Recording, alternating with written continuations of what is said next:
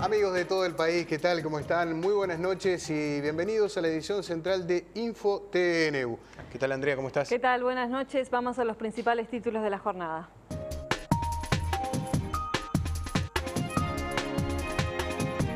El juez de Rivera, Marcos Seijas, ordenó la detención de otra persona que podría estar vinculada en el triple homicidio. El magistrado indicó que los dos detenidos, familiares de las víctimas, recuperaron la libertad al no haber pruebas suficientes para su procesamiento. Con los votos del Frente Amplio, la Cámara de Diputados aprobó el proyecto de rendición de cuentas. Ahora comienza la discusión del articulado. En tanto, el Senado aprobó hoy la ley para minería de gran porte. La Asociación de Maestros de Montevideo, ADEMU, resolvió realizar un paro de 24 horas este miércoles en todas las escuelas de la capital. El presidente de la República hizo referencia a las opiniones de diferentes economistas sobre el futuro de la economía del país y criticó el informe elaborado por las 5 cámaras empresariales del país. El trabajo doméstico desde 2003 a la fecha se duplicó y aumentó el 100% la cobertura de seguridad social para las trabajadoras. El presidente de Colombia, Juan Manuel Santos, relevó a la cúpula militar y policial cuando ingresa al último año de gobierno de su administración. Uruguay sale a la cancha con Lodeiro, Forlán y Suárez para enfrentar a Japón en el partido amistoso que se juega a las 7:20 de la mañana, hora de Uruguay. En la mirada internacional, la profesora Susana Mangana analiza las negociaciones entre Palestina e Israel.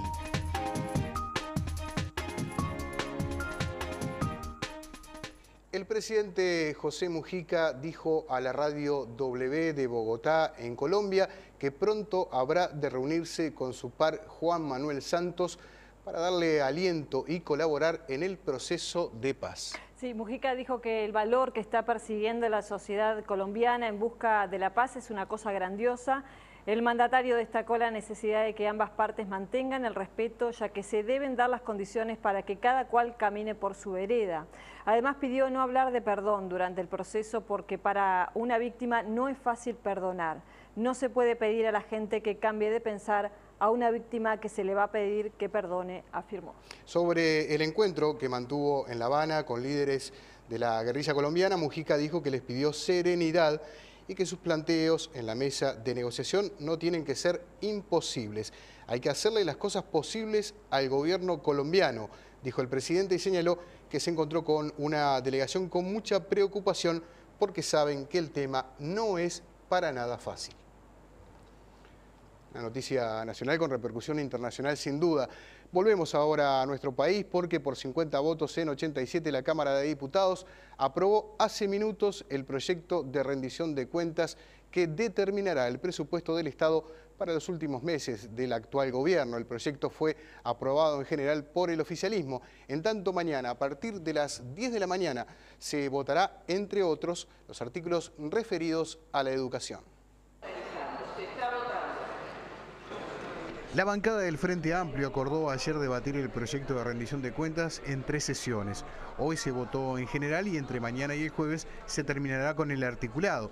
El plazo constitucional para aprobar el proyecto vence a las 0 horas del viernes. No lo vamos a votar en general, hemos votado sí muchos artículos. Lo que tenemos es una profunda discrepancia con el enfoque de una rendición de cuentas que a nuestro juicio es insuficiente. Es la discrepancia histórica que el Partido Nacional mantiene con el gobierno en cuanto a la política presupuestal, en cuanto al diseño presupuestal que el gobierno ha sostenido a lo largo de los años y que en estos momentos donde, por la información que el propio gobierno proporciona, hay algunas señales de enlentecimiento de la economía, hay más déficit fiscal, hay problemas vinculados con el comercio exterior, con la balanza de pagos, ese diseño presupuestal empieza a demostrar sus debilidades y el gobierno se queda sin margen, por ejemplo, para otorgarle un 3% de aumento adicional a los maestros. Nosotros no estamos de acuerdo con esos planteos de la oposición, notoriamente. De todas formas, la oposición sabe muy bien que nosotros hemos considerado cuando son serias las propuestas, revisarlas. En este caso, en diputados vamos a votar tal como viene el proyecto. Sin duda después va a seguir la discusión en el Senado, por lo tanto, si hay alguna posibilidad en cuanto a la seriedad de las propuestas, seguramente el Senado se encargará de corregirla. Pero en diputados estamos confirmando el articulado que sale de comisión y van a estar los votos del Frente Amplio para respaldarlo. Y esta mañana el ministro de Economía, Fernando Lorenzo, volvió a defender las prioridades del Poder Ejecutivo en esta rendición de cuentas. Creo sinceramente que debería haber un balance más equilibrado entre los esfuerzos realizados y el camino que queda por recorrer. Creo que se han hecho esfuerzos muy grandes. La sociedad uruguaya ha apostado decididamente a fortalecer algunas políticas que tienen enorme significación para el desarrollo humano en el país, para el futuro de los uruguayos, y que eso es una apuesta que, por supuesto, que queda siempre trabajo por hacer, queda siempre esfuerzo por hacer. Estamos siempre insatisfechos, pero creo que vamos por el buen camino y eso es lo que los ciudadanos creo que tienen que valorar en estas circunstancias. En tanto, el gremio de profesores de enseñanza secundaria va a realizar este miércoles un paro nacional y aquí en Montevideo será por tiempo indeterminado. Por su parte, los maestros agremiados en ADEMU Montevideo no van a dictar clases el día de mañana. En tanto, los funcionarios de UTU también van a parar este miércoles. AFUTU realizará asambleas con paros desde el mediodía. Estos paros se realizan en el marco de la rendición de cuentas y los gremios se van a trasladar a las puertas del Parlamento donde se discute el articulado de la rendición. En tanto, los funcionarios de la salud pública continúan con la ocupación del Hospital Vilar de Bo y preparan una serie de medidas para las próximas horas que incluye la ocupación de otros centros. Y retomamos la información parlamentaria porque la Cámara de Senadores aprobó el proyecto que regula la minería de gran porte con los votos del Frente Amplio. El proyecto sufrió algunas modificaciones y volverá a diputados donde va a recibir un rápido legislativo. La Cámara de Senadores aprobó por 16 en 28 votos el proyecto de minería de gran porte. Ahora pasará a la Cámara de Diputados para que analice algunos cambios en el articulado. Incumple con los acuerdos multipartidarios. Los 4 partidos con representación parlamentaria acordamos algunos temas que eran bien importantes y esta los incumple. Algunos de los más graves, no está claro cómo es el cierre de las minas y eso a nosotros nos parece absolutamente esencial, absolutamente trascendente. Tenemos que ver cómo impacta en el tema de ordenamiento territorial. Si bien nosotros no estamos en contra de la megaminería, estamos en contra de esta ley. Afecta básicamente la familia rural uruguaya al pequeño y mediano productor. Es una alteración de la matriz productiva, es un impacto social y además es una entrega de la soberanía bajo simplemente la necesidad de pensar que se van a poder recaudar algunos recursos por el precio del hierro en cuanto el hierro tenga precios adecuados. Me parece una mala ley. Yo me parece que se está discutiendo más políticamente que en cuanto a contenidos, pero bueno, es la realidad. Nosotros hemos intentado hacer las cosas bien del Ejecutivo y el enriquecimiento y las modificaciones que hicimos en las 2 cámaras para garantizar que esto sea beneficioso para el país. El debate me parece que se está haciendo por otro lado. Las barras fueron ocupadas por grupos ambientalistas contrarios al proyecto, que debieron ser desalojados cuando se votó. ¿Qué van a dejar acá? Obreros de socavón, que no han aprendido nada porque los técnicos lo van a traer. Y ellos se van a llevar el mineral y van a producir hierro, van a producir investigación y desarrollo. Y nosotros vamos a quedar con obreros de mala calidad y ellos con obreros de buena calidad. Y vamos a seguir siendo la periferia y ellos van a ser el centro. Esto trae subdesarrollo, directamente esto trae subdesarrollo. ¿Tienen pensado hacer alguna medida? Nos queda todavía el referéndum contra determinados artículos de esta ley. Y yo pienso que esa va a ser nuestra posibilidad. El ministro de Economía, Fernando Lorenzo, cuestionó un informe presentado por las cámaras empresariales en el que se señala que la política económica afecta la competitividad de las empresas. El documento de las cámaras empresariales sostiene que existe un atraso cambiario por encima del 20%.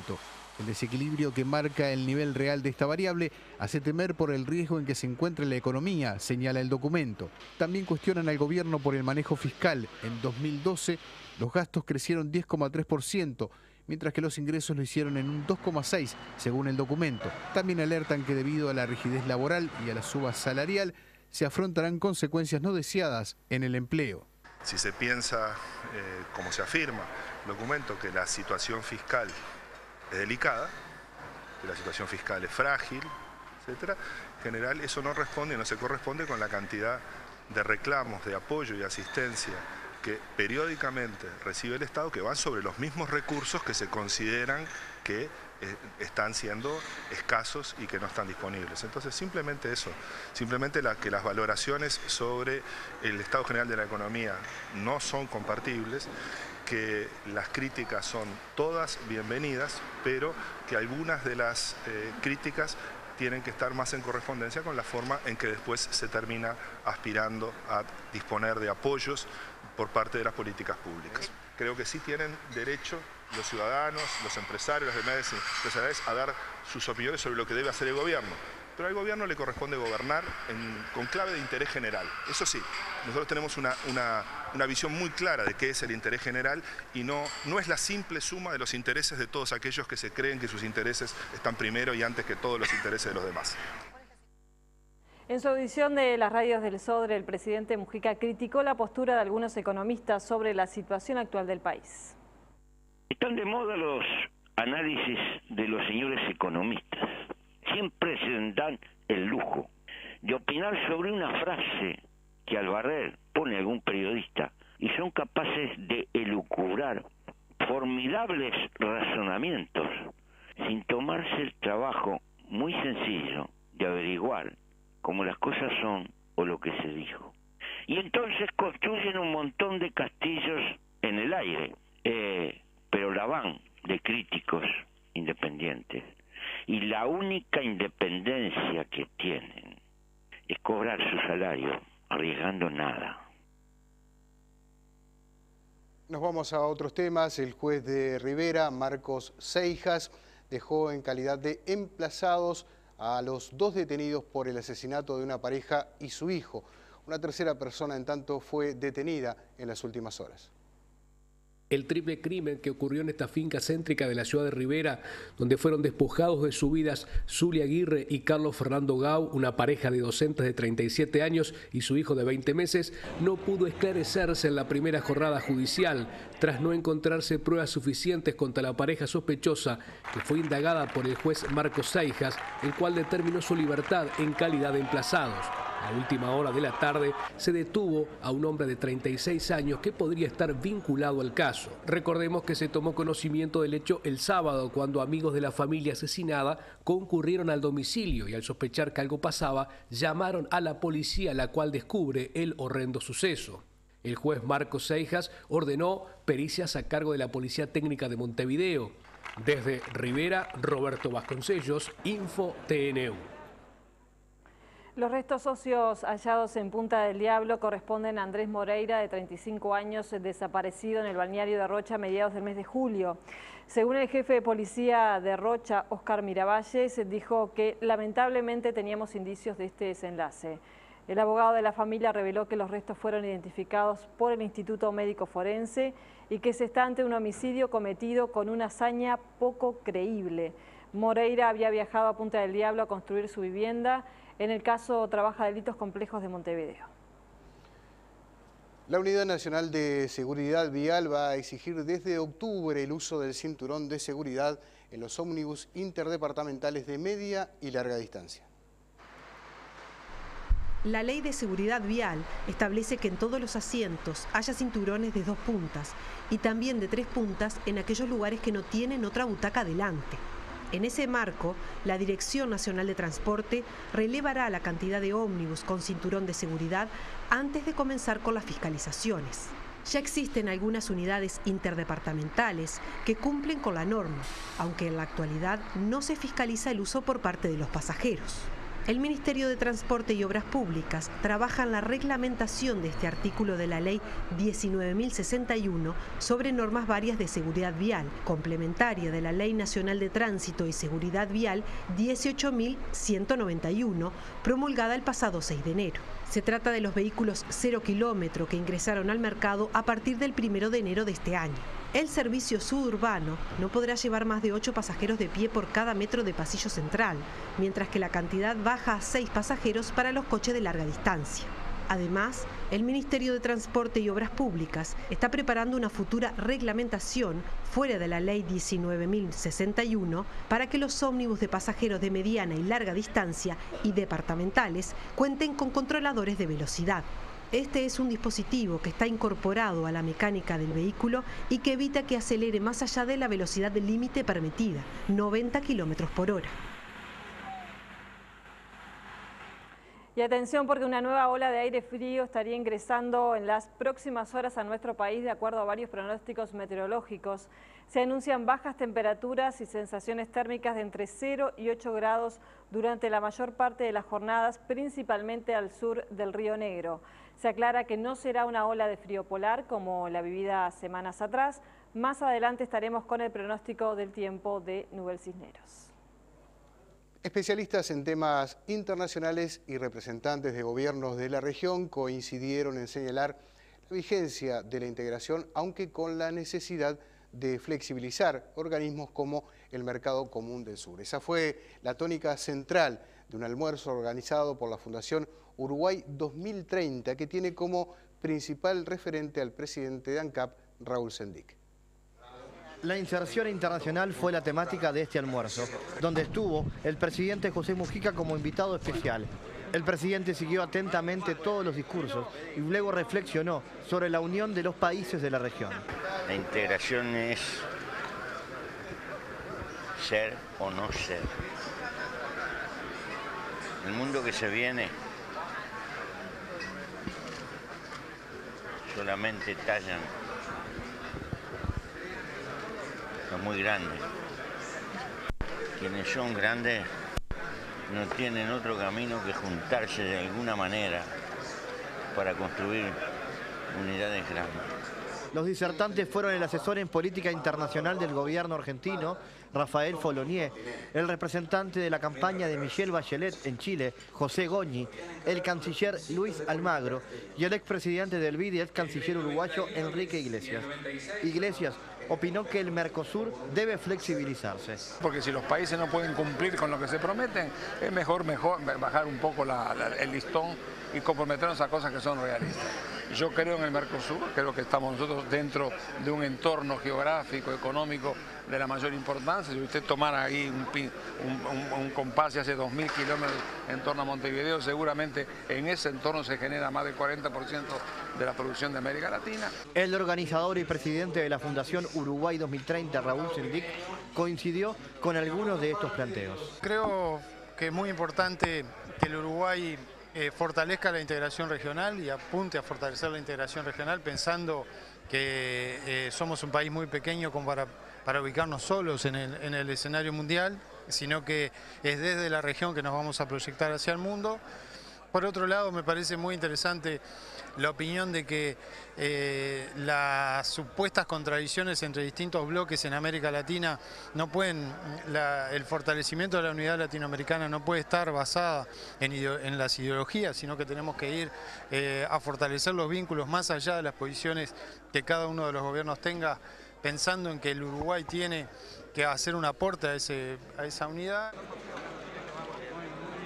Y al finalizar esta actividad, Raúl Sendic también hizo una valoración del descubrimiento de petróleo en estado líquido en Pepe Núñez, en el departamento de Salto. Dijo que esto acelera las inversiones privadas en este rubro. Nosotros lo que descubrimos fueron unas gotas de petróleo. Eso sería absolutamente irresponsable pensar que ese elemento puede generar cambios importantes a futuro. Sí creemos que estamos caminando por un buen camino hacia el trabajo de exploración y de mejor conocimiento de nuestras cuencas minerales, de nuestras cuencas petroleras, sabiendo que hoy tenemos yacimientos de roca que es capaz de generar petróleo. Hay que seguir trabajando y haciendo una inversión permanente para que algún día podamos llegar a encontrar algún yacimiento que pueda ser comercialmente explotable. Hoy lo único que hemos hecho es constatar científicamente que esa formación rocosa que se extiende por el norte del país en áreas importantes tiene capacidad generadora de petróleo. El presidente de ANCAP aseguró que la noticia del primer descubrimiento aceleró la inversión en el rubro de empresas extranjeras interesadas. Hay empresas que ya están invirtiendo, hay dos solicitudes de empresas extranjeras como Statoil de Noruega y Total que están pidiendo para trabajar en tierra firme también y que van a tener permisos de trabajo en tierra. Por lo tanto, se fortalece la inversión en la búsqueda de hidrocarburos y algún día eso nos va a permitir tener una buena noticia. Por ahora son constataciones científicas. Se inauguró en las últimas horas la primera conferencia sobre población y desarrollo para América Latina y el Caribe. El encuentro tiene como sede nuestro país y procura diseñar políticas de salud, entre otras, las que serán propuestas a Naciones Unidas. En Uruguay, la secretaria ejecutiva de la CEPAL, Alicia Bárcena, afirmó que esta reunión tiene en sus manos la responsabilidad de consolidar los derechos de las mujeres, por lo que valoró, entre otros, los avances registrados en Uruguay en este sentido, con la aprobación de la norma que a su juicio desjudicializó el aborto. Los avances de nuestro país en materia del combate a la mortalidad materna fueron detallados en este encuentro por el viceministro de Salud Pública, Leonel Briozzo. Primero con el modelo de reducción de riesgo y daño que se aplicó desde los equipos de salud, iniciativas sanitarias y ahora con la despenalización del aborto. De hecho, esta mesa que acabamos de terminar y de coordinar, toda la región admira la situación de Uruguay y una de las posibilidades es cooperar con todos los países de la región para que puedan aplicar el modelo que inventamos aquí en todos los países de América Latina. ¿Qué cifras manejan, doctor?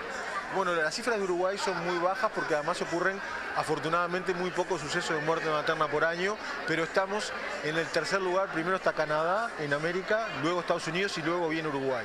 Aventajamos a países como Costa Rica, como Chile, como Cuba, que históricamente tenían cifras mejores que nosotros y hoy nosotros estamos en el primer lugar en esta región. La inauguración oficial del evento se produjo pasadas las 6 de la tarde de este lunes con palabras del presidente Mujica. Todo progreso es provisorio. No es definitivo ni de una vez para siempre. Apenas tenemos una larga marcha llena de contenido. Finalmente, territorio adentro, mirándonos hacia nosotros mismos y está unida a una palabra muy simple y muy pequeña: solidaridad con la condición humana. El sector de las trabajadoras domésticas es el que más creció en materia de salario real y formalización en el periodo 2006-2011.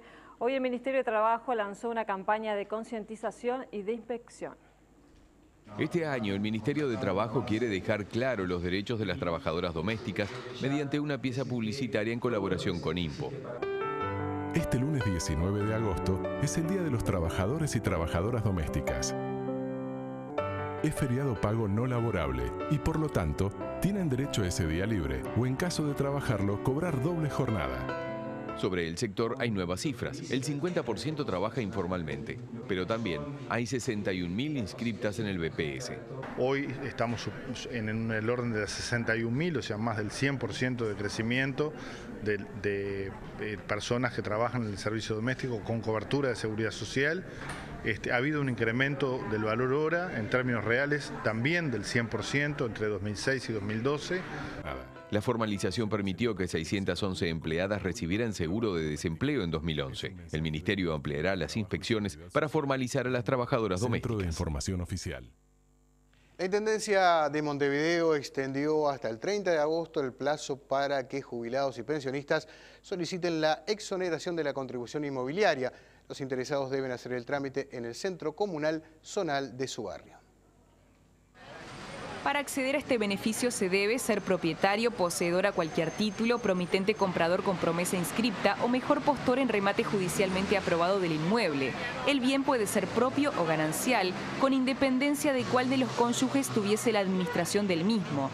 El inmueble debe ser la casa habitación y única propiedad del beneficiario en todo el país. Los ingresos del núcleo familiar no pueden superar las 5 bases de prestaciones y contribuciones, lo que representa 12.990 pesos a enero de 2013. El valor imponible del inmueble no puede superar los 450.808 pesos para poder exonerar el 100% del impuesto a la contribución inmobiliaria. En tanto, si el valor imponible del inmueble se encuentra entre 450.809 y 676.214 pesos, se puede exonerar hasta el 50% del impuesto a la contribución inmobiliaria. En el Centro Comunal Zonal se debe presentar cédula de identidad, recibo de ingreso por pasividad del mes de enero del año por el cual se solicita la exoneración, recibo de contribución inmobiliaria del año anterior al cual se solicita la exoneración. En caso de solicitarla por primera vez o que hayan habido periodos sin exonerar, se deberá presentar además un documento que acredite la titularidad del inmueble. Por más información pueden ingresar a www.montevideo.gov.ui. El director nacional de aduanas, Enrique Cannon, recorrió el departamento de Rocha, donde dio detalles del cierre definitivo de la aduana de La Coronilla y de los desafíos que se vienen para el puerto de La Paloma. Además, se refirió a la reestructura del organismo. La reestructura administrativa y organizativa de la aduana traerá consigo beneficios y responsabilidades de gestión para los propios funcionarios. En materia organizativa, se reducen la cantidad de divisiones de la Dirección Nacional de Aduana de 7 a 5, lo cual hace más manejable y más gerenciable la dirección. Y en materia de incentivos a la jefatura, y es bastante revolucionario el sistema que hemos ideado, que es la adjudicación de 70 funciones que tienen remuneraciones interesantes, pero con un compromiso de gestión medible en 4 indicadores distintos, evaluable a los 15 meses, y en el caso de que cumplan un 70% de las metas, los funcionarios a quienes se les adjudica las funciones repetirán, o si no, pasará otro funcionario a ocupar esa función. Confirmaron el cierre de la aduana de La Coronilla por Ruta 9. Efectivamente, el resguardo de La Coronilla no tiene en esta nueva estructura razón operativa de ser, en el sentido de que hemos, además de que operará aquí en esta jurisdicción la administración de Rocha con sus potestades, va a operar también desde la ciudad de Rocha la sede regional de vigilancia. El edificio y funcionarios especializados para el puerto de La Paloma serán trascendentes para los próximos años. Falleció esta tarde el ex comisario Alejandro Otero, uno de los policías que combatió al MLN Tupamaros en la década del 60. Otero fue conocido por sus adversarios, entre otras cosas por oponerse a la intervención de Estados Unidos en la lucha contra la guerrilla. Otero también fue juez de fútbol de Primera División. Hoy se celebra el Día Nacional de las Pequeñas y Medianas Empresas, pymes. Este sector incluye a más del 90% de las empresas nacionales. Por ese motivo, el Ministerio de Industria pretende ampliar las políticas sectoriales que permitan fortalecerlas. Las pequeñas y medianas empresas son las mayores generadoras de empleo, aunque su incidencia en el Producto Bruto Interno es muy menor. Básicamente venden sus productos en barrios, ciudades y pequeñas regiones. Si lo miramos hacia adentro, porque son las principales proveedoras de bienes y servicios al mercado interno. Un mercado interno que ha crecido fuertemente en los últimos 10 años, un mercado interno que ha cuadruplicado su poder de compra, un mercado interno que, por lo tanto, ha recibido y ha dado oportunidades a todas estas empresas. Los últimos datos indican que menos de un 5% exportan directa o indirectamente. Algunas cifras muestran que el 65% de las pymes no manejan instrumentos financieros y un 15% toma préstamos como si fuera una familia y no una empresa. Y yo estoy convencido que el fenómeno vinculado a levantar o alivianar las restricciones de acceso al financiamiento de estas empresas es algo para lo cual las políticas específicas necesariamente tienen que hacer su aporte. En otros aspectos, un 41% de las empresas capacita a su personal, más del 68% tiene computadora conectada a Internet y un 66% desarrollan sus actividades en locales independientes. En los primeros 7 meses del año se exportaron bienes a los Estados Unidos por un valor de 224 millones de dólares, lo que implicó un crecimiento del 20,8% si se lo compara con igual periodo del año anterior. Este crecimiento se explica por un crecimiento en las ventas de carne bovina congelada y un incremento superior al 300% en las exportaciones de madera contrachapada. La información económica la aporta como siempre el Instituto Uruguay 21. Vemos ahora la cotización de las monedas. La cotización de la moneda es una presentación del Banco República, el banco del año. Volvió a subir el precio del dólar, que en la compra cerró a 21.25 y en la venta 21.90.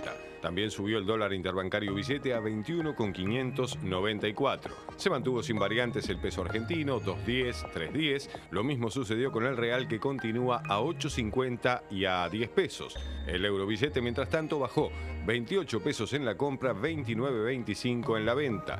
La unidad indexada al alza, 2,6361.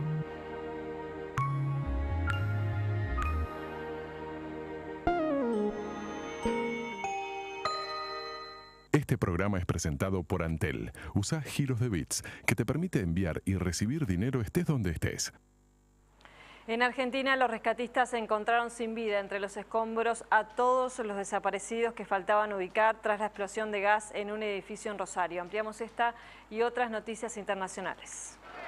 El hallazgo de 3 cuerpos elevó a 21 el total de muertos por una explosión de gas que derrumbó un edificio en la ciudad argentina de Rosario, y los socorristas dieron por terminadas las labores de rescate. La explosión, ocasionada por una fuga de gas la mañana del martes de la semana pasada, afectó a un complejo de 3 torres, una de las cuales quedó hecha escombros. Las tareas de rescate involucraron a decenas de bomberos y miembros de las Fuerzas Armadas y se dieron por concluidas una vez que se completó el hallazgo de todas las personas que habían sido reportadas como desaparecidas. En el complejo de edificios vivían 238 personas distribuidas en 60 departamentos. El secretario general de Naciones Unidas, Ban Ki-moon, afirmó en un acto durante su primer día de visita oficial a Pakistán que la acción de los polémicos aviones no tripulados o drones debe respetar la legalidad internacional. El funcionario recalcó que esa es una posición muy clara de Naciones Unidas sobre el uso militar de aviones no tripulados. Ban realizó las afirmaciones respecto a uno de los temas más sensibles en la agenda del país asiático durante un acto en una universidad local, aunque ya había formulado comentarios similares a su llegada a Islamabad. El secretario de Estado de Estados Unidos, John Kerry, está de visita en Brasilia este martes para dialogar con su par brasileño Antonio Patriota sobre varios asuntos, aunque especialmente se esperaban novedades sobre el tema del escándalo generado por las denuncias de espionaje electrónico de Estados Unidos a nivel global. El diario brasileño O Globo informó, citando documentos filtrados por el contratista de inteligencia fugitivo Edward Snowden, que la Agencia Nacional de Seguridad de Estados Unidos realizó actividades de espionaje que consideraron a Colombia, Brasil y México como prioridades. O Globo también señaló que el espionaje no solo se extendió a temas militares, sino a secretos comerciales y cuestiones vinculadas a petróleo y energía.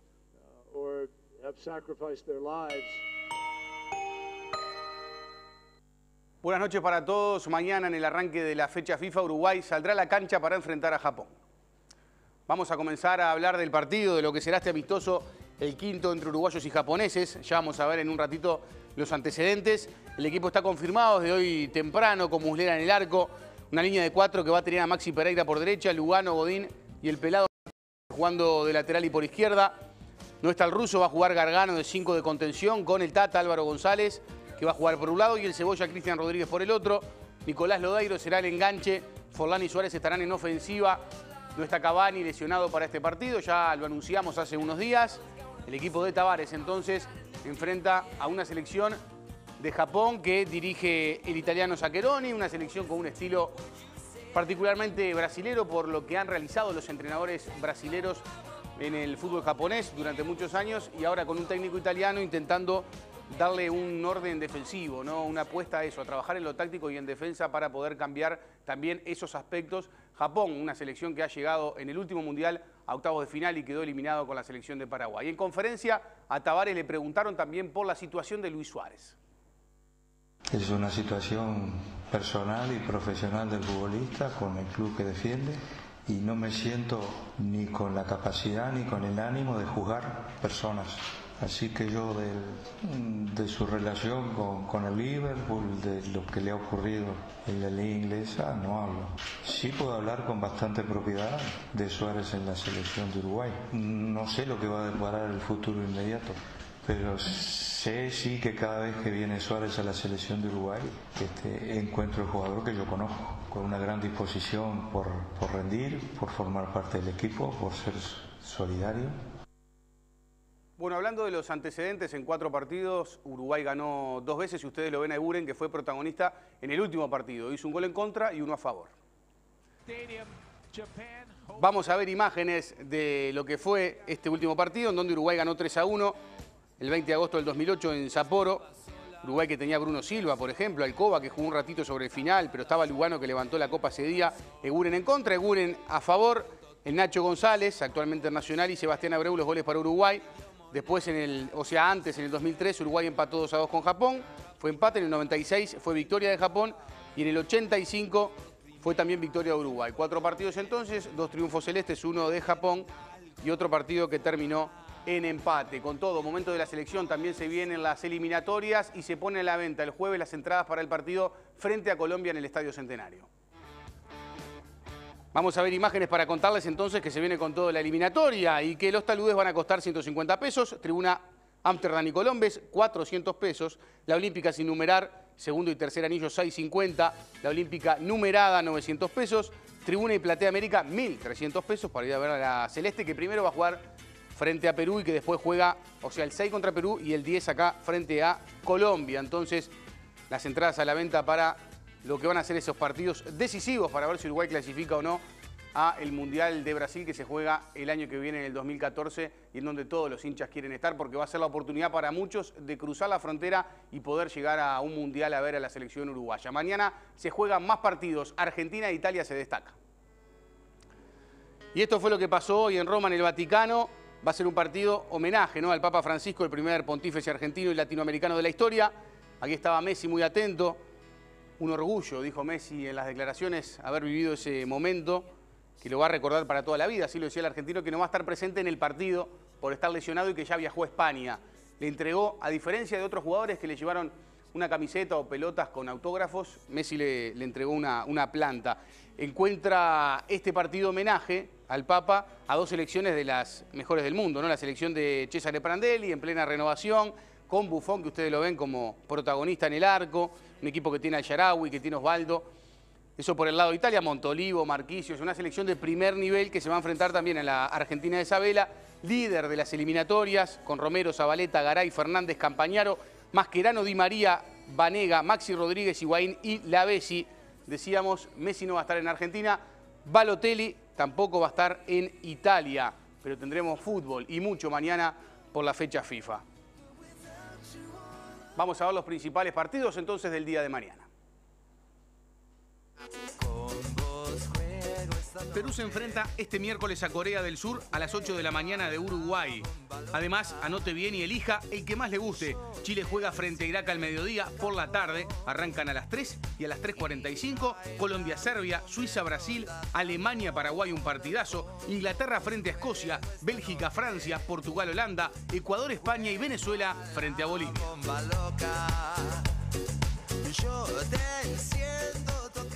El viernes Larre Borges puede conseguir el primer ascenso a la primera división. Actualizamos el Metropolitano.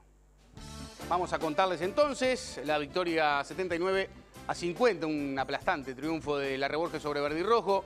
25 de Justin Dobbins, Andrés San Miguel hizo 21. Las principales figuras de este Larre Borges, que fue y es el gran protagonista del Metro, y de alguna manera, si hablamos de méritos, ahí está lo de Larre Borges para meterse. Welcome, Guruyú, Waston, Cader, Urunday y Universitario ya están jugando. Si el viernes Waston y Larre Borges ahí puede conseguir entonces el equipo el primer ascenso. Después hay 2 más que se van a definir en playoff. Y Zimbayeva, gran protagonista en el Mundial de Atletismo, se retiró y consiguió el oro. Comenzamos en los 110 metros con vallas y vamos a ver el triunfo del norteamericano David Oliver. Oliver fue bronce en los Juegos de Pekín y se iba a quedar con la carrera. El segundo puesto para otro norteamericano, Ryan Wilson. Estados Unidos aspiraba a copar el podio con 3 de los 4 representantes que tenían la final. Solo dejó escapar el bronce, que fue para el ruso Juvenkov. Vamos a los 100 metros femeninos, una gran carrera y el triunfo para Jaylee Ann Fraser-Price, la corredora de Jamaica, una de las más importantes que tiene el Mundial. Sin duda es una de las mejores corredoras de potencia a nivel mundial. Price paró el reloj en 10.71, le sacó 22 centésimas a la marfileña Muriel, que se quedó con la plata. Y vamos a terminar con la mejor pertiguista de la historia. Se despidió Isinbayeva, ganando el oro de local en su país en el Mundial de Atletismo, pero dejó la puerta abierta. Dijo al final: soy de Géminis y los de Géminis cambiamos de opinión fácilmente, así que puedo volver. Isinbayeva llegaba a Moscú con una marca de 4.78, solo aspiraba a entrar en la lucha por el bronce.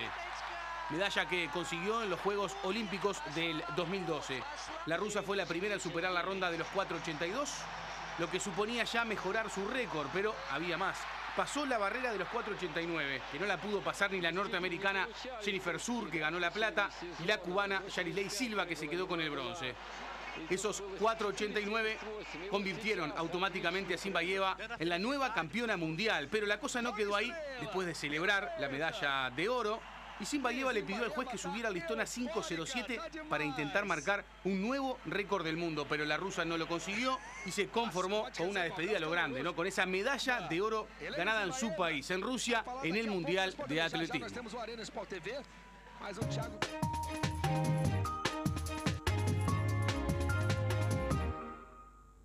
Es con enorme placer, como todos los martes, que recibimos a la profesora Susana Mangana. Hola Susana, ¿cómo estás? Hola, ¿qué tal? Buenas noches en esta muy fría noche, ¿no? Para realmente. Además de ingresar a nuestro tema central, del cual ya hablaremos, quería que le comentaras a los televidentes, tener una referencia tuya sobre la apertura de nuestro informativo central hoy, hablando del presidente José Mujica y su intención ya claramente demostrada a través de una radio colombiana de participar en las negociaciones de paz en Colombia, apoyar al gobierno de Santos y también, de alguna manera, intermediar con la FARC. Bueno, yo creo que Pepe era una propuesta, casi un rumor que ya se ha confirmado ahora. Va a funcionar entonces el presidente José Mujica como articulador, no directamente como negociador, pero sí como facilitador de este proceso de paz en Colombia, que creo que es muy interesante no solo para el país, que está creciendo a un ritmo sostenido, más del 5% su economía, con lo cual esto es muy importante para toda la sociedad colombiana, pero también para la región. Colombia es un país cada vez más que concita la atención a nivel mundial, ¿verdad? Está integrando también el eje de la Alianza del Pacífico, pero además yo creo que el presidente goza de un prestigio a nivel internacional, que es la razón por la que ahora piden que él colabore, porque de alguna manera tiene esa experiencia del guerrillero que fue en algún momento, pero además ahora el presidente de los orientales, una persona que ha demostrado tener talante negociador, diálogo, capacidad de, digamos, entender distintas posiciones, habiendo estado muy en un extremo, quizás ahora debe aprender a convivir con otras posiciones. Yo creo que todo eso lo va a ayudar y ciertamente es muy importante para las FARC, pero también para el gobierno de Colombia, que este proceso de paz realmente se concrete y puedan llevarlo a buen puerto. Sí, el presidente ha dicho que quizás sea lo más importante que está ocurriendo en estos momentos en América Latina, este proceso de paz entre el gobierno colombiano y la FARC. Por supuesto, ya se ha dicho que además Colombia, toda la sociedad merece la paz, pero merece una oportunidad de cara al futuro y, como digo, creo que hay muchos índices, no solo macroeconómicos, sino también de nivel de desarrollo país, que ameritan y nos obligan a pensar que realmente Colombia está bien encaminada, y es una pena que este conflicto larvado, enquistado en el siglo XXI, realmente está lastrando el desarrollo de un país que tiene mucho que hacer también por el conjunto de toda América Latina. Y sin duda, y ahora entramos en el tema central, otro proceso que también llama la atención a nivel mundial y particularmente en Medio Oriente, es lo que va a ocurrir a partir de las próximas horas entre israelíes y palestinos e israelíes.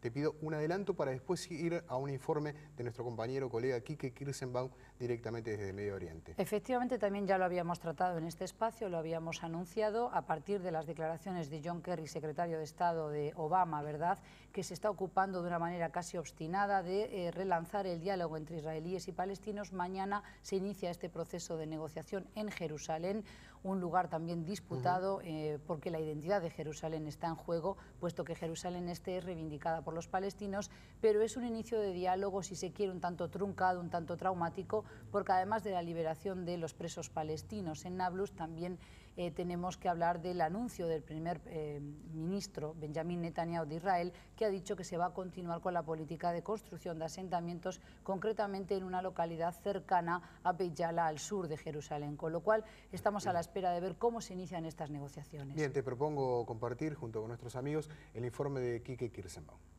La liberación se llevará a cabo en etapas. Los primeros 26 serán liberados en las próximas horas.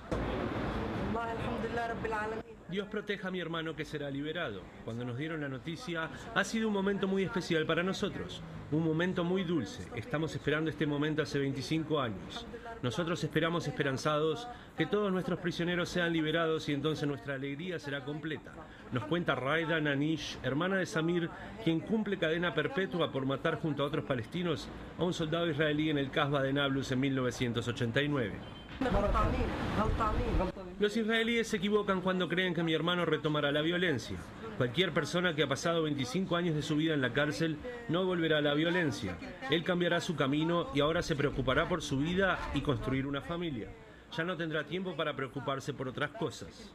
La liberación de los prisioneros palestinos, un acto de buena voluntad israelí o una exigencia palestina para retomar las negociaciones de paz, se ha encontrado con la oposición de familiares israelíes de víctimas caídas durante el conflicto que se niegan a que prisioneros con sangre en sus manos sean liberados. Estos no son prisioneros políticos, sino asesinos simples. Estoy enfurecido por estar en esta situación en la que me siento avergonzado de mi primer ministro, que hace 30 años era líder en la ONU en la guerra contra el terrorismo y ahora se doblega ante la presión de Estados Unidos y la autoridad palestina. Nos cuenta Ron Kecherman, quien perdió a su hija Tal en un atentado suicida. Uno de los asesinos de mi hermano fue liberado cuando fue el intercambio de prisioneros por Shalit y nosotros lo apoyamos, pero esta vez no recibiremos nada. Dígame, ¿qué país está dispuesto a liberar 104 de los peores asesinos y terroristas a su patio trasero? Afirma Oded Karmani, hermano de Ronen, quien fue asesinado en 1990. Con la liberación de los primeros 26 prisioneros se ponen en marcha las negociaciones de paz entre palestinos e israelíes. Negociaciones que tendrán que transitar por un camino lleno de obstáculos como los asentamientos judíos en territorios ocupados y el pesimismo reinante en ambas partes sobre un posible acuerdo de paz. Desde Jerusalén, Quique Kirsenbaum, InfoTNU. Y esto ocurría precisamente esta mañana. Susana, hay mucha esperanza, pero también hay mucha oposición. Efectivamente, aquí vemos las dos caras de una moneda, ¿verdad? Mientras que hoy están festejando las familias de aquellos prisioneros que van a ser liberados, algunos con manchas de sangre en sus manos, eso es cierto, pero que eran muy jóvenes en aquel momento y que ya han pagado también 25 años de cárcel. En algunos casos vemos a los familiares de aquellos israelíes que murieron en un atentado, por ejemplo, terrorista o en un atentado suicida, ¿verdad?, de los que acostumbran a llevar a cabo algunos radicales palestinos también. Entendemos que esto puede causar alegría, pero también sufrimiento. Por otra parte, tenemos este controvertido anuncio, decíamos, de que se va a continuar con la construcción de viviendas en una colonia israelí muy próxima a una localidad que además antaño era prioritariamente católica, ¿verdad?, porque había presencia de palestinos cristianos. Hoy los palestinos en todo Israel, pero sobre todo en Palestina, en territorios ocupados, no llega al 2% de la población, porque muchos de ellos también, cuando han podido, han emigrado. Realmente es un inicio un tanto trastocado, un inicio difícil, si se quiere, árido, porque el clima negociador no es el mejor, ¿verdad? Pero ni Hamas ni Fatah quieren ser acusados de torpedear el inicio de estas negociaciones, que habrá que ver si pueden sostenerlas en el tiempo. Pero hay un rayito de esperanza. ¿Y por qué, Pepe? Porque ahora Hamas, que gobierna en la Franja de Gaza, es decir, próxima a la frontera con Egipto, es más débil que antes. Es decir, en el 2006 ganaron por goleada, podríamos resumirlo así, en las elecciones, las últimas que se han celebrado a nivel legislativo, a nivel de elección de gobierno en Palestina, y que ganó Hamas, ¿verdad?, porque fue un voto rechazo sobre todo a la política corrupta de Al-Fatah y de la autoridad palestina. Pero ahora Hamas está más solo porque ya no puede contar con el apoyo de la hermandad musulmana que gobernaba a través de Mohamed Morsi, ahora depuesto en Egipto. Por otro lado, también el gobierno de Siria va a abandonar, primero porque tiene una guerra civil en su país, en su propio territorio, pero además porque ya no va a acompañar a Hamás, porque Hamás fue obligado a abandonar Damasco, su cuartel general en el exilio, toda vez que empezó a haber resistencia, pero también había carga policial y había un ejército que reprimía a los rebeldes sirios. Por tanto, no cuenta ni con el apoyo de Egipto, tampoco el de Siria y ciertamente también como coletazo con el apoyo del régimen de los ayatolás en Irán. Por tanto, hay un debilitamiento, si se quiere, internacional de Hamás y esto lo tiene que capitalizar, puesto que lo conoce el presidente Mahmoud Abbas, que para él era importante devolver parte de estos prisioneros que están en cárceles israelíes hace tantos años a sus familias, porque esto también le da rédito, le da mayor apoyo, porque no olvidemos que hay fracturas y divisiones internas, por cierto, entre palestinos, pero como veíamos también por estas horas en la sociedad israelí, que muchos de ellos no comprenden por qué el primer ministro está dispuesto a entregar a palestinos. Y Quique hablaba en su informe de exigencia por un lado o gesto vinculado a la paz.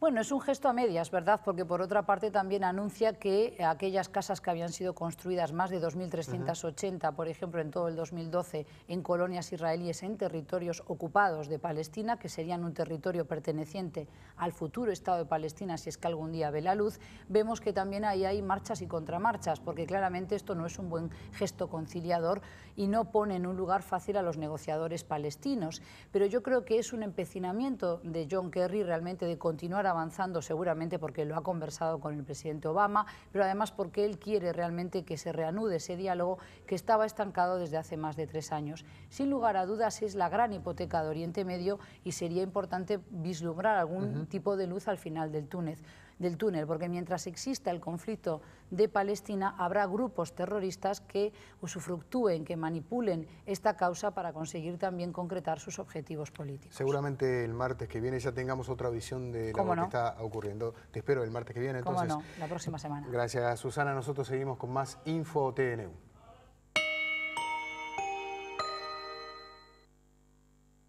Este viernes se presenta en Montevideo el pianista y cantante de jazz Herbie Hancock, que en los años 60 integró el quinteto de músicos de Miles Davis y construyó una exitosa carrera como solista.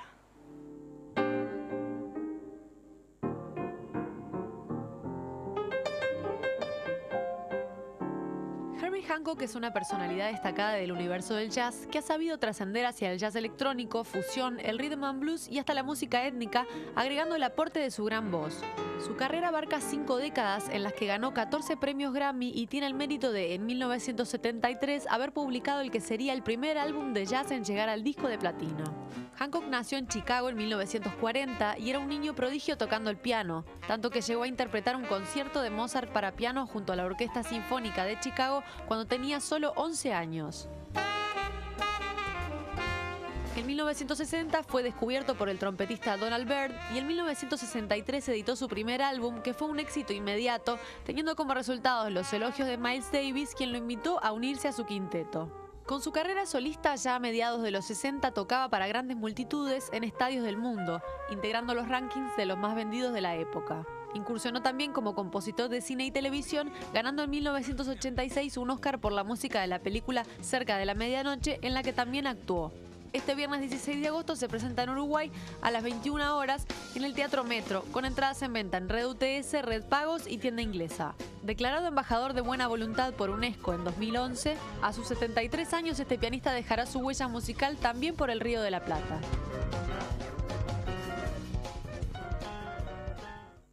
El INAU, con el apoyo del Consejo de Educación Inicial y Primaria, está trabajando en el proyecto Es Hora de Jugar, que tiene como objetivo promover el mensaje de valorización del juego y jugar como experiencia de intercambio en el marco de la celebración del Día del Niño. Por otra parte, con la finalidad de estimular el derecho a jugar, se realizará una convocatoria nacional a participar de una muestra de juegos y juguetes artesanales.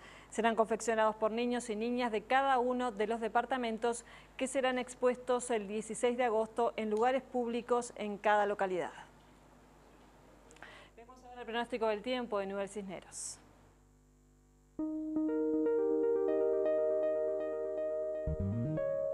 Mañana estará muy frío en la madrugada con heladas y posterior formación de nieblas y neblinas aisladas. En la tarde los vientos lentamente comienzan a rotar al sector norte, generando leve ascenso de temperatura, con máximas que se ubicarán entre los 12 y 14 grados. La noche se presentará muy fría, con cielo despejado, previéndose nuevamente heladas en la madrugada. El jueves seguirá muy frío en la madrugada con heladas y nuevamente formación de nieblas y neblinas aisladas. En la tarde, los vientos del sector norte generan progresivo ascenso de temperatura, con máximas que se ubicarán entre los 16 y 18 grados, con cielo despejado. La noche se presentará muy fría, libre de nubosidad, previéndose nuevamente heladas en la madrugada. En capital y zona metropolitana se espera una mañana muy fría con neblinas aisladas. En la tarde continúa el tiempo estable con bajas temperaturas y predominio de sol. En la noche habrá brusco descenso de temperatura. En los próximos días seguirá el tiempo estable con madrugadas muy frías con heladas y posterior formación de neblinas aisladas, evolucionando de fresco a templado en la tarde con importantes periodos de sol.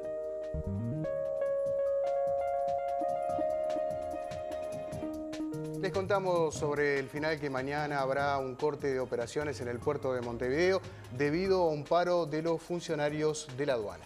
Sí, y la medida es en apoyo a la Federación de Funcionarios de Recaudación Fiscal y Aduanera del Mercosur, que convocaron a un paro internacional de aduanas. Qué final el de Cuéntame ayer, ¿eh? Sí, impactante. Realmente para la gente que está seguida, de verdad. Los vamos a extrañar, pero ustedes los pueden seguir viendo en su nuevo horario. Y ahora, a partir de este momento, viene el estreno de Gran Reserva, una saga en torno al mundo del vino. Buen comienzo entonces, que pasen muy bien. Los invitamos a seguir en TNU. Hasta mañana. Hasta mañana.